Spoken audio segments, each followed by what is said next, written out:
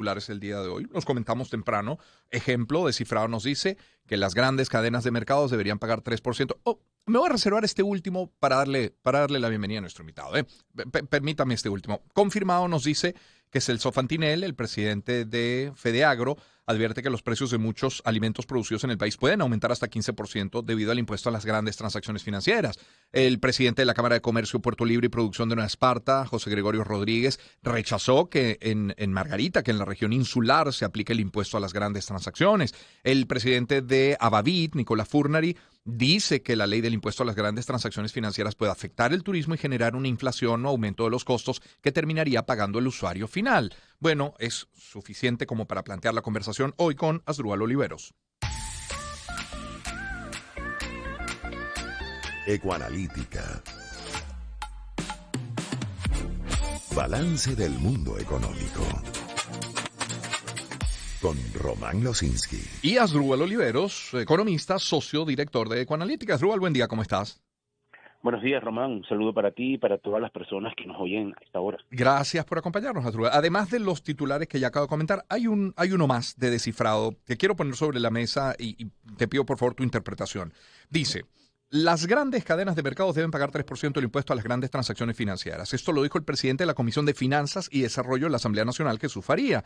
Faría explicó que las grandes cadenas de mercados están incluidas en el pago del impuesto por ser recaudador importante de recursos. El parlamentario dijo, cito, los que compren en estas cadenas y cancelan en dólares deben pagar el impuesto. Pero si vas a comprar en un mercado popular no tienes que pagar el impuesto. Farías explicó que los pequeños comercios no entran en esta medida ya que está fuera de la regulación, por lo que aseguró que las personas de bajos recursos están protegidas.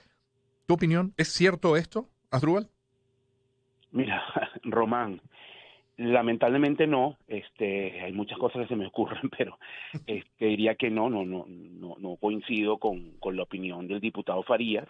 En realidad, cuando tú revisas los hábitos de consumo y de compra de la gente, independientemente de su estrato, la gente compra en muchos lugares porque el consumidor venezolano ha cambiado mucho. Es un consumidor ahora que compara, que busca, porque tiene que maximizar el ingreso que es muy escaso y limitado, ¿no? Entonces, señalar que las grandes cadenas compran los ricos y que la gente más humilde compra en mercados populares es un total sinsentido, ¿no? En ambos grupos, en ambos lugares puede comprar un grupo heterogéneo de personas, ¿no? Con diferentes niveles de ingreso. Pero esto en el fondo lo que se está reflejando es una profunda desigualdad en la aplicación del impuesto, si de verdad es así, porque tampoco está del todo claro, ¿no? Ese es el muchos punto para mí. Así es. Hay muchos pequeños comercios que están Así es. confusos, pero vamos a dar el beneficio de la duda que sea verdad, que son las grandes y las pequeñas no. Tú lo que estás generando es una tremenda distorsión en la dinámica económica, que es lo que fomenta es la informalidad, que es lo que fomenta, es de alguna manera meterle más presión a un grupo de empresas en detrimento de otras, y eso por supuesto no contribuye al desarrollo del país y perjudica al consumidor, porque imagínate a alguien que a lo mejor esté en un sitio donde lo único que tiene es el supermercado, o por dificultad de acceso, por cercanía, o incluso porque es su preferencia, tú le estés obligando a pagar 3% por el simple hecho de que él va a un supermercado o no va a un mercado popular. Entonces, ese tipo, discriminar por eso es un total sinsentido, ¿no? La semana pasada, Asdrúbal, cuando hablamos del impuesto a las grandes transacciones financieras, que ya llevamos tres semanas hablando de ello, y creo que hablaremos un poco más. La semana pasada tú decías que se pecharían pagos en efectivo y en CELE. Y varias personas, cuando terminamos la conversación, varias personas llamaron diciendo que no era así. Dicen, no, eso no es así, es nada más a quien pague en efectivo. Pues bueno, esas mismas personas que llamaron, algunas de ellas volvieron a comunicarse con el equipo de producción y dijeron, mira, ¿sabes qué? Sí, efectivamente, Asdrúbal tenía razón. Dicho esto, Asdrúbal, ¿ves más calma una semana después? Porque fíjate que habla este diputado, el diputado Faría, y no estás de acuerdo con él siendo tú economista como él también lo es, y todavía hay mucha confusión. ¿Cómo lo ves? No, totalmente, Román. Pareciera que, todavía hay mucha confusión, todavía hay muchos negocios que no tienen claridad sobre el tema, que incluso hay un cobro arbitrario de muchas cosas que no deberían aplicar. Por ejemplo, he escuchado denuncias de personas que han pagado con su tarjeta internacional. Hay un grupo de venezolanos, un pequeño, pero un grupo que, bueno, usa parte de lo que ahorró o le pagan por fuera, independientemente de lo que de la razón, usan tarjetas internacionales de Estados Unidos, Panamá, incluso Colombia, y cuando van a pagar le dicen que tienen que pagar el impuesto porque esa tarjeta no es nacional.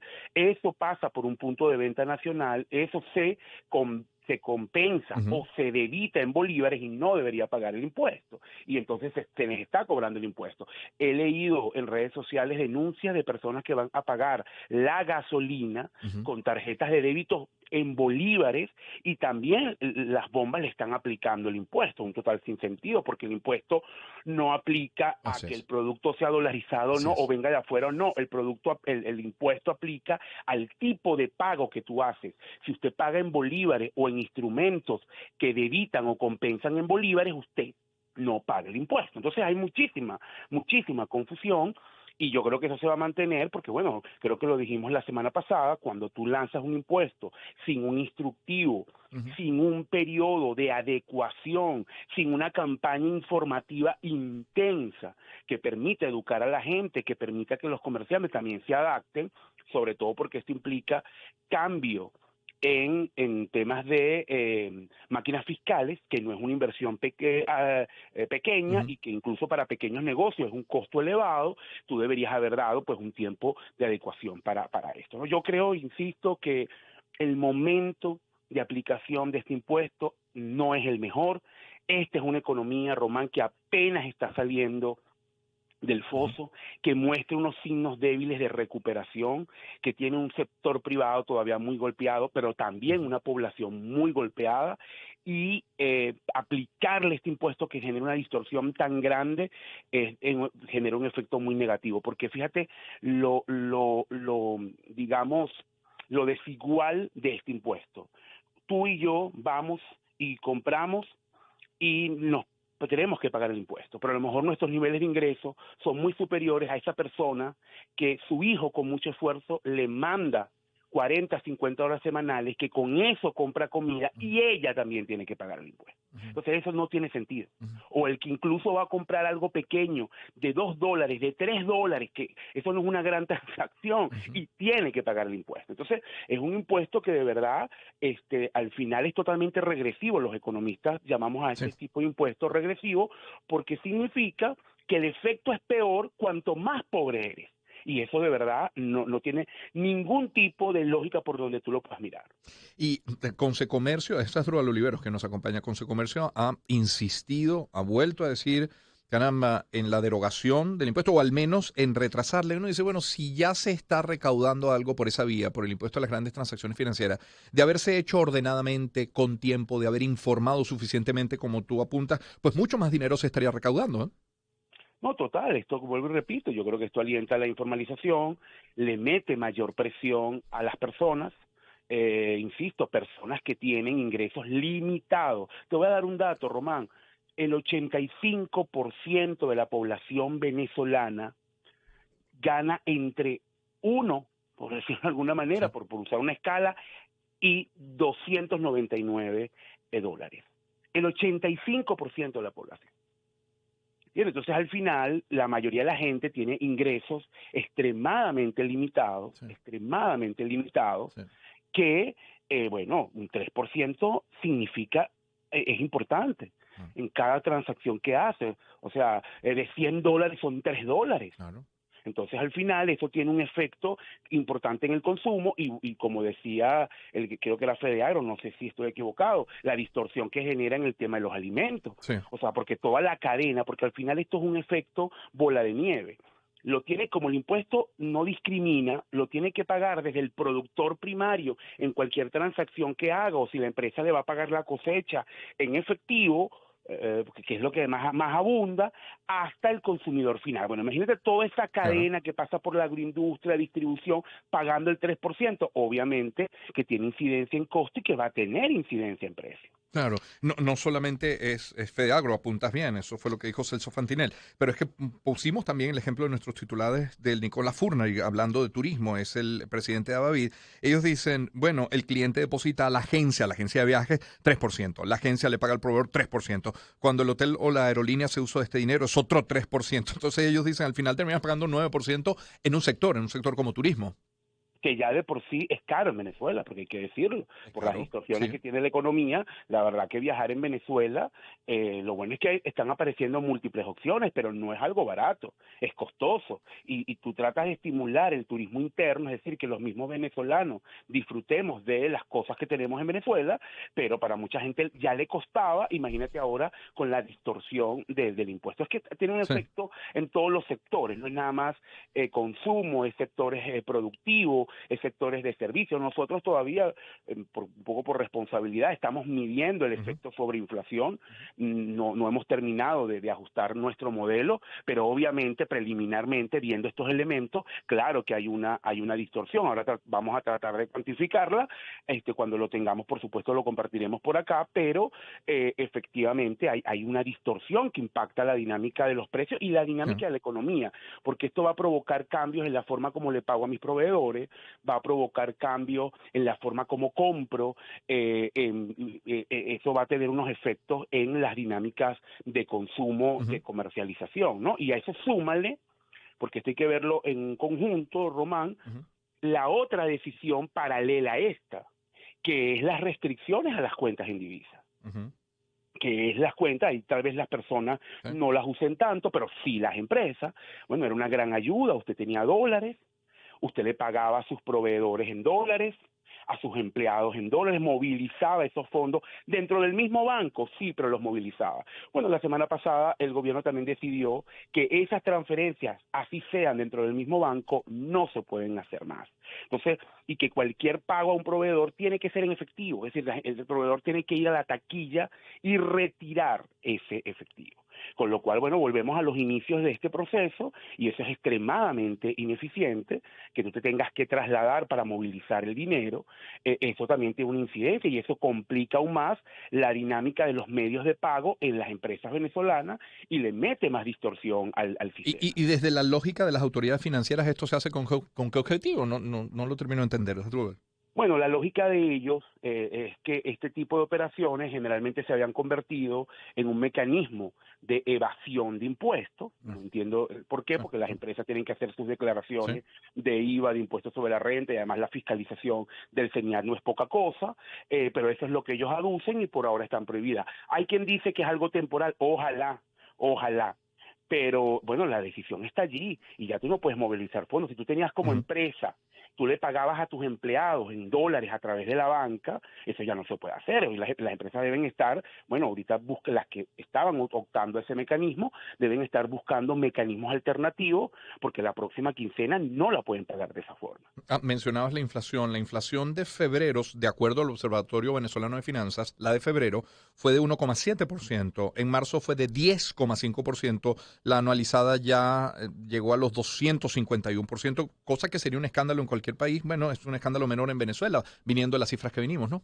Efectivamente, sí, nosotros también tuvimos un repunte, no necesariamente el mismo Ujú, número ujú, del observatorio, un tanto menor, ujú. pero también la tendencia, yo creo que lo importante no es tanto el número, Sí, porque son muestras diferentes, sí. sino la tendencia, y tenemos la misma tendencia, es decir, hay un aumento importante entre febrero y marzo. Nosotros también lo estamos notando, bueno, tiene que ver con múltiples distorsiones, también con una dinámica internacional que está complicada, el precio de los commodities ha subido, Ujú, es impactado precio de algunos rubros acá y los va a impactar, Román, en los próximos meses. No por asustar a la gente, simplemente es el efecto sí. de afuera y de dinámicas del mercado de alimentos que tienen efecto acá, pero pensaríamos Sí. que en los próximos meses todo lo que tiene que ver con trigo, maíz, va a verse impactado, ¿no? Ya. En los próximos meses y eso va a mantener algo de presión sobre la inflación, Mm. no necesariamente para volver a un ciclo hiperinflacionario como el que tuvimos hace unos años, pero sí para mantener el rango alto de la inflación en Venezuela. Que yo te digo, y conecto con el tema Sí. original de esto, si el gobierno de verdad quiere estimular el uso del bolívar, yo creo que no es por la vía de la penalización, de la obligación, ¿no? Es la vía de bueno, reduces la inflación. Si tú bajas la inflación significativamente, creo que la gente va a tener estímulo a mantener sus bolívares. Pero cuando tú estás hablando de una inflación, voy a usar la cifra del observatorio, de 250% en el año, bueno, la verdad que yo incluso con impuestos prefiero tener mis dólares. Claro. Porque el efecto es demasiado pernicioso, ¿entiendes? Entonces, Claro. el mayor estímulo a el uso del bolívar es la reducción de la inflación. Y sobre todo, eso es como primer paso. Y segundo paso, de volver a colocar, a optimizar los medios de pago. Que tú vayas a cualquier cajero a cualquier hora y puedas retirar el efectivo que tú quieras, que tú puedas tener métodos de pago, que no haya ningún problema para que todo el mundo te disponga de los puntos, pago móvil y todas estas cosas. Entonces, en la medida que tú unas esas dos cosas, no tienes que aplicar un impuesto. La propia dinámica de la gente, en la medida que recupere confianza, son procesos lentos, va a volver a utilizar el bolívar. Claro. Y un último punto, hablando de recaudación, ya no hablemos del impuesto a las grandes transacciones financieras, impuesto sobre la renta. No sé si has tenido ocasión, yo he escuchado a varias personas en la última semana decir que luego de pagar el impuesto sobre la renta, decir, bueno, mira, la verdad es que en este último año, en el año 2021, hay muchos pagos que no puedo justificar porque a lo mejor fueron en dólares en efectivo, porque no hubo factura de por medio, porque no todo tiene factura. Es un tema, al final sí, has podido tener a lo mejor los mismos ingresos, pero a la hora de declarar los egresos, pues no tienes cómo justificar algunas cosas. Me imagino que eso se traduce en mayor recaudación para el Estado. Sí, totalmente. Tú tienes ahí, claro, como contribuyente, hablo persona natural, Sí. tienes dos opciones. Tienes las exenciones que te permiten, bueno, los desgravámenes, perdón, es la palabra exacta, me perdonan los que son expertos en el tema, no es mi área, pero los desgravámenes, y al final, bueno, mira, para cuando a mí me pasó esa situación, y lo digo sin ningún tipo de complejo, tuve que optar por el desgravamen único. Es decir, al final ese es como que el seguro, y que es el que como que es la concesión que te da el Estado, y de alguna manera minimizar el efecto de no tener una cantidad de justificativo para una cantidad de pagos que hacemos, dada esta dinámica de distorsión de medios de pago que tenemos. Claro. Y sí, bueno, el desgravamen único tiene la ventaja que te evitas tener que justificar todo, pero no es muy grande, y entonces el pago del impuesto puede ser significativo. Claro. Ese es un tema, y yo sí creo, de hecho, conecto este comentario, Román, con el tema de recaudación. Nosotros que revisamos estos puntos, no tenemos el dato de marzo, pero entre enero y febrero hay un aumento casi del 10% en términos reales de la recaudación del gobierno. El gobierno está recaudando mucho más impuestos que antes. Gracias, Asdrúbal. Un fuerte abrazo. Feliz semana. Saludo para ti. Abrazo. Igualmente. Asdrúbal Oliveros, economista, socio director de Econalítica, como cada miércoles, de la mano de Econalítica, nuestra agenda económica. Son las 7:27 minutos. Permítame en publicidad hablarles de la Posada Doña Bárbara, que es una posada ecoturística maravillosa que está allí con todo lo que usted necesita, vaya con la pareja, con la familia o para un evento corporativo.